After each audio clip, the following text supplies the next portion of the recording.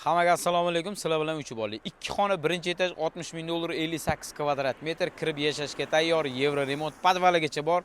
Faqat naqdga sotiladi. Uyimizda 50% jihozi qoladi. Tak, manzil keladigan bo'lsa, Sergeli Sputnik 8 da orientir shundoq do'stlikdan kelayotganda chorrahaga yetmasdan chapga kiriladi. Uyni ko'ramiz. Ro'gan bo'lsa bu koridorimiz. Koridorimizda bu yerda mana bu narsa qolyapti. Tak, prixojniy mebel va kuxnyaga kiramiz.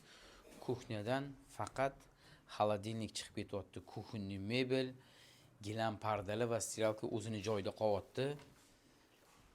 Xo'p, sanuzel ko'rishimiz mumkin. Holat yaxshi, kirib yashashga tayyor.